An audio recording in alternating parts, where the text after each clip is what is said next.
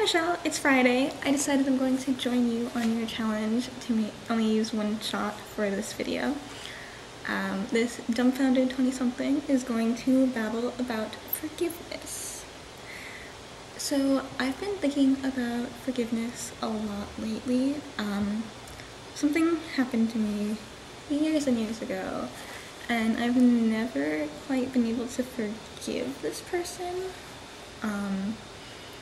And it's been really hard for me lately because I have to interact with them on an almost daily basis, and it's a really difficult situation, basically. And it's been making me think a lot about why it's so easy to forgive some people for some things, and it's really hard to forgive others.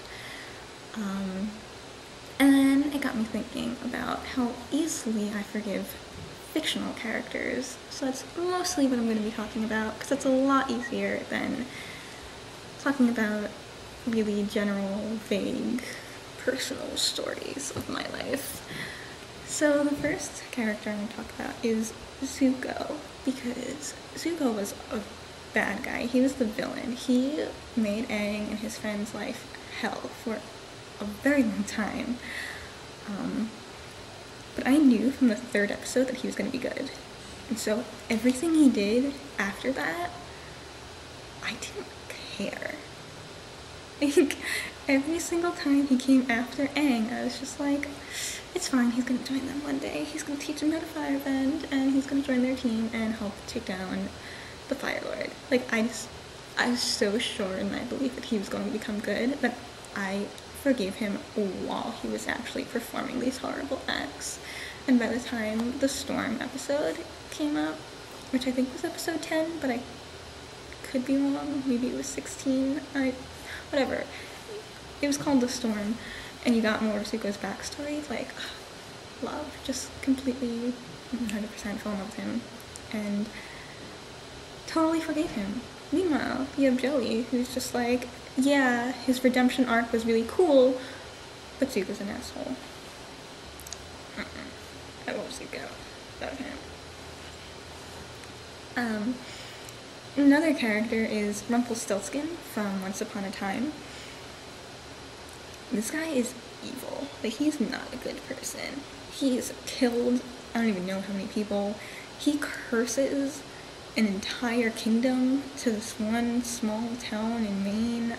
If you haven't watched the show, then it's really hard to describe, but basically Rumpelstiltskin is a bad guy. And I love him. Like, I don't care what he does, I will defend him, or used to defend him. This past season, he's been doing some pretty sketchy, fishy things that I really don't appreciate.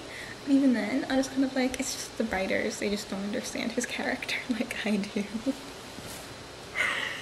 It's really bad. I just, you know, he's killed some people in his past, not a big deal. He is not on my good side right now, I'm not gonna lie, I'm really not happy with him.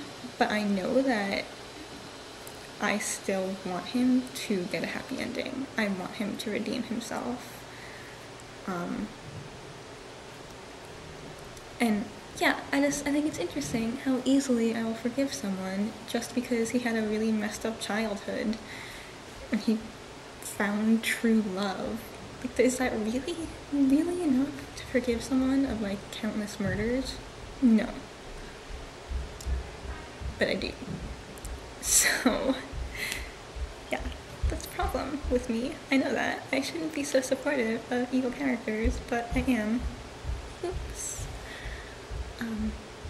Meanwhile, in real life, I can't seem to get past certain obstacles, even if that person also had a crappy childhood, and even if that person does love others, that's not enough for real life.